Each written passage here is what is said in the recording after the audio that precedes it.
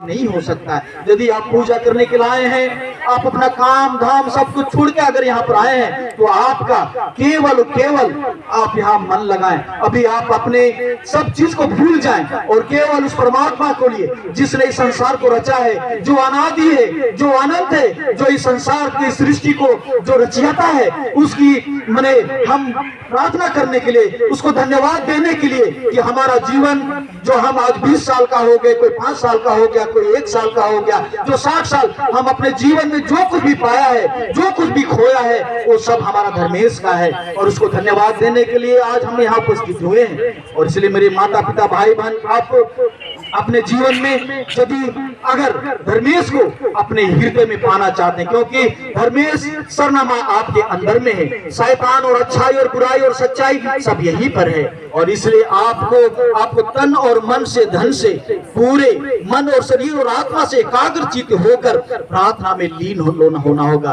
और तब आप जैसे कूल कीड़ा सारना, इम्बा सारना, शिवा सारना, हम जिस सारना को महसूस करते हैं, हम जिस सरना को हम फील करते हैं, और कैसे किस रूप में, जैसा मैंने कहा कि यदि आप पेड़ के छांव में जाते हैं तो छाया के रूप में आप उसे महसूस करते हैं। आप धूप में बैठते हैं, सूर्य के प्रकाश में बैठते हैं तो ठंड से यदि आप धूप में आते हैं तो धूप महसूस करते हैं, गर्मी से यदि आप छांव में जाते हैं तो छांव को महसूस करते हैं। तो इसलिए आप मन और शरीर से जिस जगह भी रहें, जहां भी रहें, जैसे भी रहें, चाहे सुख में दुख में, सभी जगह आप मने सुमरन कर सकते हैं। इसलिए धर्मीय सरनामा में संसार को बनाया सभी वस्तुओं से वो कीमती है, वो मधु से भी मीठा है, और इस संसार का जितने भी फूल हैं उस खुशबू से भी उसका खुशबू और उसका सुगंध सबसे अच्छा है।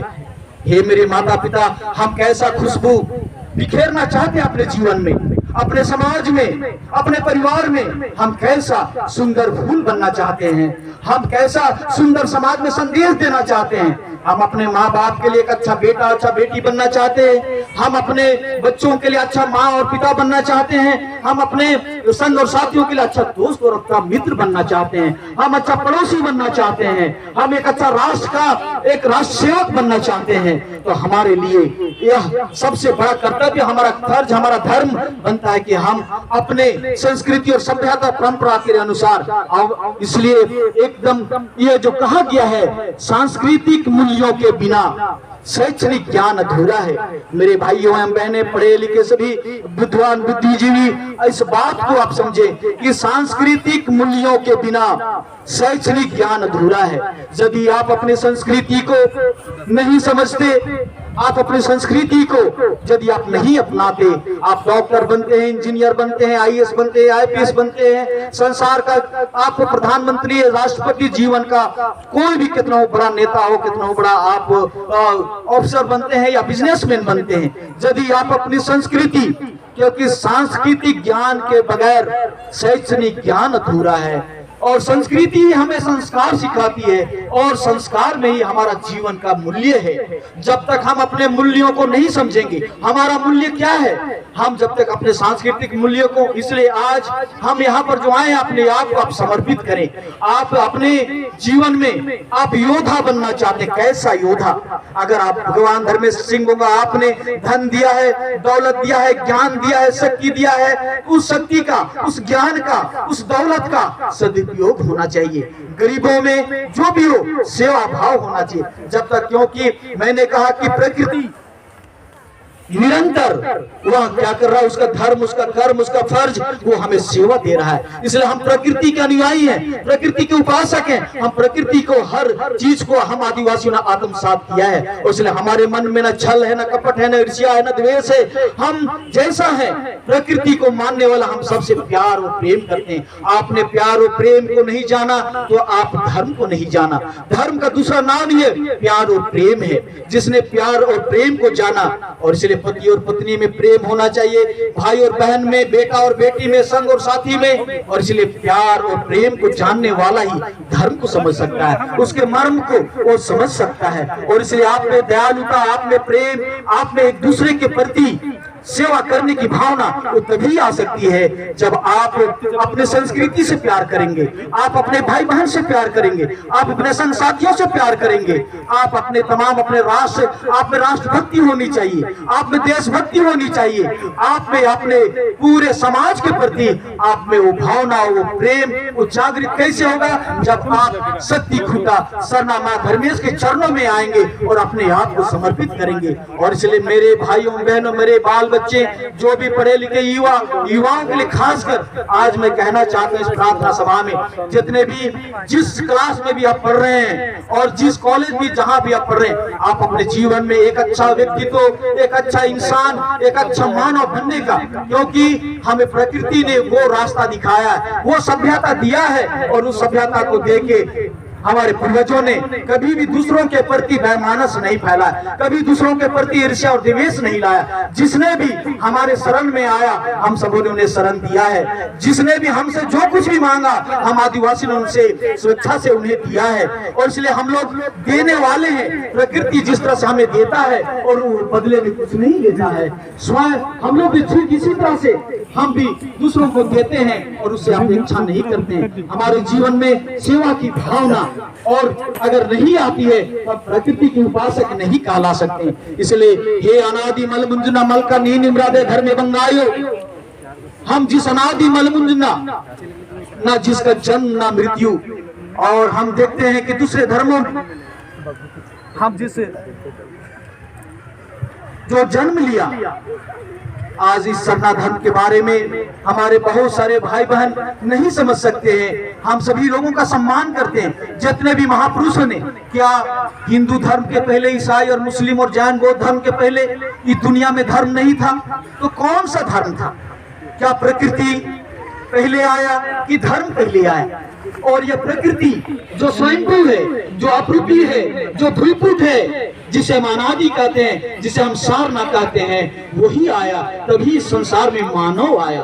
और इसलिए जो भी मानव रूप में, भगवान के रूप में जिसने भी जिसको माना, और इसलिए हम जिस माँ बाप के द्वारा इस धरती को देख पा रहे हैं, और इसलिए उस माँ बाप के लिए हमारा फर्ज, हमारा कर्तव्य, हमारा धर्म क्या बनता है? हम माँ बाप की सेवा करें।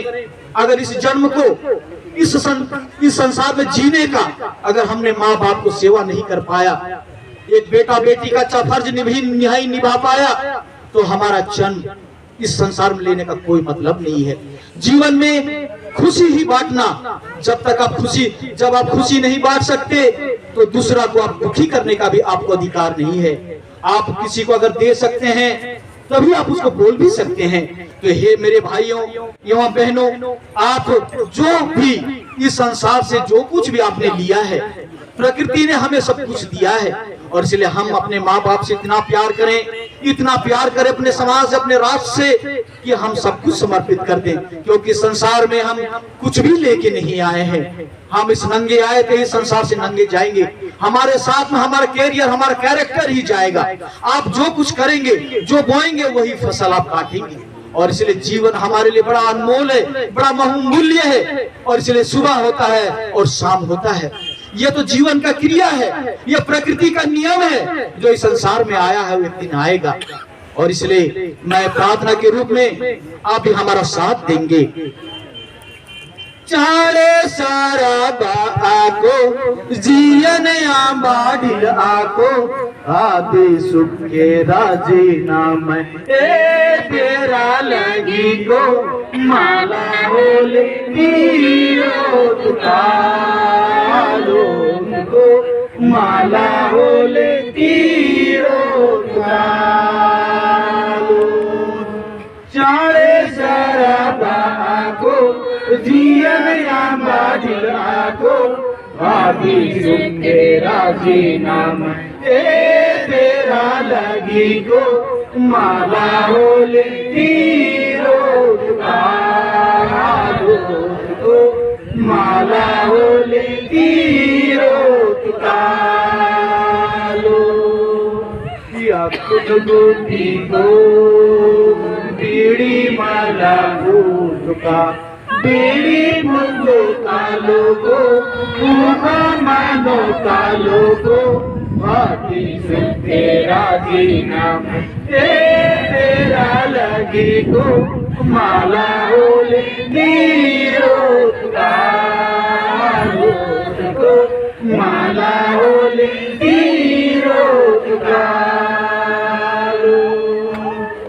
चारे शराबा को जियन या बागिला को आदि से तेरा जीना है तेरा लगी को माला होले तीरोत को माला होले तीरोत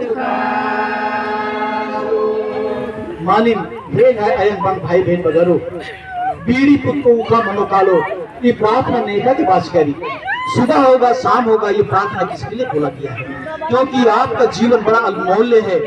जिस तरह सूर्य का जो प्रकाश है हमें सुबह जो सुंदर शक्ति देता है जीवन वर्धक उसका जो प्रकाश है उसी तरह हम जन्म लेते हैं और एक दिन मरते हैं। हमारे लिए कहा गया है हे मेरे माता पिता एक दिन आप भी जन्म लेंगे और आपको मृत्यु को प्राप्त करेंगे और इसलिए आप आत्मबल लाएं और मन को इतना मजबूत करें कि आप अपने माँ बाप भाई बहन के प्रति राष्ट्र के प्रति आपका जीवन संवर जाए। और इसलिए आप जो कुछ भी करना चाहते हैं इस जीवन में चारे शराबा को जिया ना बाटिला को जब आपका आत्मबल कमजोर होगा आप किसी काम में जाएंगे और जब तक आपका आत्मबल आत्मशक्ति नहीं होगा आप किसी भी क्षेत्र में आप पिछड़ जाएंगे किसी भी क्षेत्र में आप पीछे हो जाएंगे। और इसलिए मेरे माता पिता भाई बहन आप आत्मबल को इतना मजबूत करें और जैसा कि हम लोग चाला टुमका काला के टहरे हो ये निकला आपके साथ हमेशा धर्मेश चालायो आपके साथ है मन में शरीर में आत्मा में आप हमेशा उसको महसूस करेंगे। आगे कूल कीड़ा सारना इम्बा सारना सीबा सारना आप जिस तरह से भूख को देख नहीं सकते आप प्यास को देख नहीं सकते आप अपने मिठास को देख नहीं सकते उस खुशबू को आप देख नहीं सकते उसी तरह कूल कीड़ा सारना आप अपने भूख और प्यास को नहीं देख सकते। उसी तरह आप परमात्मा जो है आप उसकी आंखों में आप उसे आप आंखों से खुली आंखों से नहीं देख सकते लेकिन मन की आंखों से आप देख सकते हैं महसूस कर सकते हैं। आप अपने हृदय में उन्हें जगह दें अपने इस जो हमारा आपका जो शरीर रूपी जो मंदिर है आत्मा का आप उस आत्मा को शुद्ध करें। और इसलिए कपड़ा और शरीर साबुन से साफ हो सकता है लेकिन मन का खुराक क्या है उसका भोजन क्या है आत्मा का भोजन प्रार्थना है। इसलिए मेरे माता पिता भाई बहन हम अगर तकलीफ होता है हम कहीं पर जाते हैं हम निवेदन करते हैं प्रार्थना करते हैं चाहे माँ बाप के सामने चाहे हमारे कोई भी टीचर हो हमारा अफसर हो कोई भी हमारा बड़ा आदमी हो उसे हम निवेदन करते हैं यही है तो प्रार्थना है। और इसलिए आप सुबह हो शाम हो आप धर्मेश सरना माँ को जो हमारा अदृश्य शक्ति अलौकिक शक्ति अनादि जो है उसके चरणों में आप समर्पण करें उससे निवेदन करें प्रार्थना करने अपने जीवन के लिए अपने भविष्य के लिए अपने पूरे परिवार के लिए आप प्रार्थना करें और आपका प्रार्थना सुनी जाएगी। इसलिए आप जो हमारा आत्मा का जो खुराक है आत्मा का जो प्यास है आत्मा का जो भोजन है वो प्रार्थना है। और इसलिए आप प्रार्थना करें एक दूसरे के लिए प्रार्थना करें एक दूसरे के लिए प्रार्थना में आप उसको याद करें और तब आपके मन से ईर्ष्या और द्वेष और घृणा और पाप सब कुछ आप निश्चल हो जाएंगे। जिस तरह से हमारे पूर्वजों ने निश्चल होकर निस्वार्थ होकर हमारे संसार को सुंदर व्यवस्था को सींचा है और इसलिए हम प्रकृति को उपासक हैं। इसलिए मेरे माता पिता आज इस छोटी प्रार्थना में आज इस नव वर्ष में हमारा जो प्रकृति जो महान पर्व जो आने वाला है जो प्रकृति नववर्ष है जो हमें सबके साथ वो सुंदर जीवन देता है वो आने वाला है। तो हम उस दिन की बात जोड़ेंगे क्या हम उस दिन को अच्छा बना सकते हैं इसके लिए हमें तैयार रहना है। और इसलिए आप सुबह और शाम जैसे तैयार होते हैं उसी तरह आप सुबह से शाम आपको भी अपने जीवन को सुबह और शाम समझें कि आप सुबह हुआ है कल शाम होने वाला है यही तो जीवन है।